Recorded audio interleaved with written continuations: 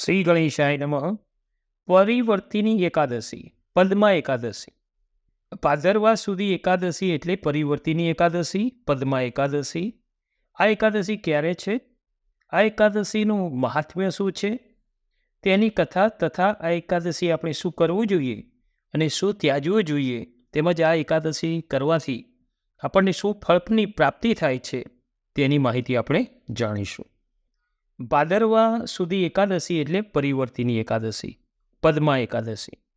તારીખ 13/9/2024 શુક્રવારે રાત્રે 10:29 પ્રારંભ થાય છે કે જે તારીખ 14/9/2024 શનિવારે રાત્રે 8:41 સુધી રહેશે. એટલે સૂર્યોદય ભોગવતી એકાદશીનું વ્રત એ તારીખ 14/9/2024 શનિવારે રાખવાનું રહેશે. એટલે આ પરિવર્તિની એકાદશી, પદ્મા એકાદશી, વામન એકાદશી પણ આપણે કહીએ છીએ, એ તારીખ 14/9/2024 શનિવારે આનું વ્રત કરવાનું રહેશે. આ એકાદશીનું મહાત્મ્ય સ્કંદ પુરાણમાં કહેલું છે. શ્રી કૃષ્ણ પરમાત્મા રાજા યુધિષ્ઠિરને કહે છે કે હે રાજન, બલિરાજા મારા પરમ ભક્ત હતા. તેમણે સ્વર્ગ ઉપર વિજય મેળવેલો. આથી બધા દેવો ઇન્દ્ર સાથે ભગવાન પાસે જઈ પ્રાર્થના કરી, વિનંતી કરી. ભગવાન પ્રસન્ન થયા, વિષ્ણુ ભગવાન, અને ભગવાન બટુક સ્વરૂપ ધારણ કરી.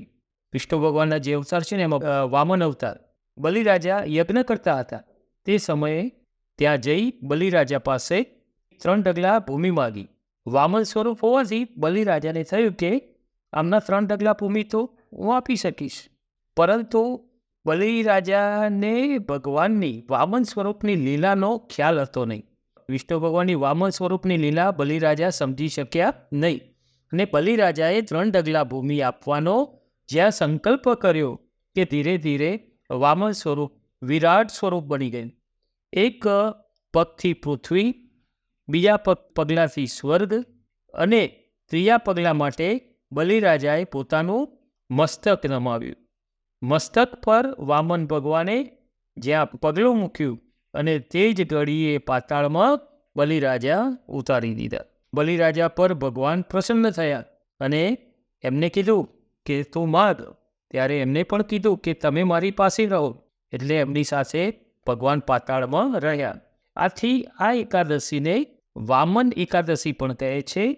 આ દિવસે વામન સ્વરૂપ ધારણ કરેલું હોવાથી આ એકાદશીને વામન એકાદશી પણ કહે છે. અને આ દિવસે વામન સ્વરૂપની પૂજા વિશેષ રૂપે કરવામાં આવે છે. બલિરાજા અને વામન ભગવાન જે છે બટુક સ્વરૂપ, એમની પણ પૂજા અહીંયા થાય છે. આ એકાદશીએ જે પોઢેલા પ્રભુ, જે નથી આપણે અષાઢ સુધી એકાદશી, દેવપૂળી એકાદશી કહીએ છીએ ને, એ એકાદશીએ જે પ્રભુ પોઢ્યા હતા, તો આ એકાદશીએ પરિવર્તિની એકાદશી કેમ કહેવાય? કેમ કે આ એકાદશીના દિવસે જે પોઢેલા પ્રભુ છે એ પડખું ફેરવે છે. એટલે આ એકાદશીને પરિવર્તિની એકાદશી પણ કહે છે. પવિત્ર પુણ્યકાળી આ એકાદશી પાપનો નાશ કરનારી છે. ભક્તિભાવપૂર્વક જો કોઈ મનુષ્ય આ એકાદશીનું વ્રત કરે અને આ કથા, જે મહાત્મ્યની જે આ કથા સાંભળે, એને ભોગ અને મોક્ષની પ્રાપ્તિ કરાવે છે. એકાદશીના દિવસે આપણે શું કરવું જોઈએ? તો જીવનમાં બધા પાપોથી મુક્તિ મેળવવી હોય ને, તો વૈકુંઠાધિપતિ, વૈકુંઠની પ્રાપ્તિ આપવાવાળા વિષ્ણુ ભગવાન, આ બધી એકાદશી જે છે એના અધિષ્ઠાતા દેવ વિષ્ણુ ભગવાન જ છે, નારાયણ છે. એમની પ્રસન્નતા માટે આ એકાદશીનું વ્રત આપણે કરતા હોઈએ છીએ. પુણ્યની પ્રાપ્તિ કરાવે આ એકાદશી એ મોક્ષ આપનારી છે. સવારે આ દિવસે શું કરવાનું? સવારે સ્નાન વિધિ પતાવી પવિત્ર બની વિષ્ણુ ભગવાનના વામન સ્વરૂપનું પૂજન કરવું. આ દિવસે ભગવાનને સ્નાન એ કરાવી, વાઘા પહેરાવી, અથવા જે તે તમારી મૂર્તિ હોય, વિષ્ણુ ભગવાનનું કોઈ પણ સ્વરૂપ હોય, બાલ, લટ્ટુ ગોપાલ હોય કે કોઈ બી સ્વરૂપ હોય, એમને પૂજા કરવી. શક્ય હોય તો ષોડશોપચાર પૂજા કરવી. ભગવાનને ધૂપ, દીપ, નૈવેદ્ય અર્પણ કરવું, આરતી કરવી. આમ તો જુઓ, ભગવાન વિષ્ણુ ભગવાનના 2 સ્વરૂપ આપણે જોઈએ છે. એક તો સમુદ્રમાં શેષનાગ ઉપર જે હોય ને પોઢેલા, અને લક્ષ્મીજી ચરણની ચંપી કરે છે એ. અને બીજું સ્વરૂપ છે પાતાળ લોકમાં બલિરાજાની સાથે છે. એક સ્વરૂપ ક્ષીર સમુદ્રમાં છે, ત્યારે એક સ્વરૂપ પાતાળમાં બલિરાજા સાથે છે.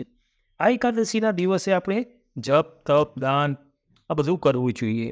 અને શક્ય હોય ત્યાં સુધી આપણે એ દિવસે ક્રોધ ન કરવો જોઈએ અને ખાસ મનથી તનથી આ બધી જ થી આપણે બ્રહ્મચર્યનું પાલન કરવું જોઈએ.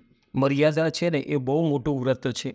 જીવનમાં મર્યાદા આવી ને એટલે તમે બહુ મોટું તપશ્ચર્યા કરી રહ્યા છો ને એ બહુ મોટી વસ્તુ છે.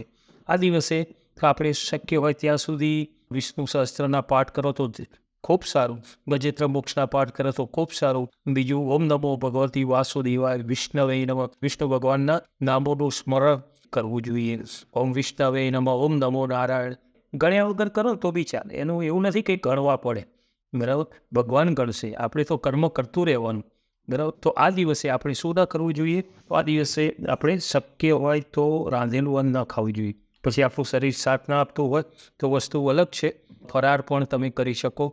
બીજું કે આ દિવસે ડુંગળી, લસણ, ગાજર, મૂળો આ જે આગળ કીધું એ પ્રમાણે ગુસ્સો અપાવે એવા એ બધા પદાર્થો છે, તો આવું ના ખાવું જોઈએ, આવી વસ્તુ ત્યજવી જોઈએ. બીજું કે આ દિવસે મૌન રાખો તો સારું કોઈ બી કાર્યમાં, કેમ કે મૌન એ બહુ મોટું તપ છે. પાછું મૌન છે ને કોઈ બી વ્રત કરો ને ત્યારે મૌન રાખવું, અને ખાસ તમે ફરાર કરો કે જમવાના ટાઈમે મૌન રાખો તો ધી બેસ્ટ વસ્તુ છે, ખૂબ સારી વસ્તુ છે. તો આ બધા પાપોને હરનારી અને વૈકુંઠની પ્રાપ્તિ કરાવનારી આ એકાદશી એ ખૂબ જ ફળદાયી છે. આ એકાદશીની તમને સર્વેને ખૂબ ખૂબ હાર્દિક શુભેચ્છા અને ભગવાન વિષ્ણુ ભગવાનની કૃપા તમારા પર બની રહે એવા મનથી પ્રાર્થના, અને આ એકાદશીનું વ્રત કરી અને તમને સારી એવી ભગવાનની પ્રીતિ વધે એવા આશીર્વાદ સાથે ઓમ નમો નારાયણ.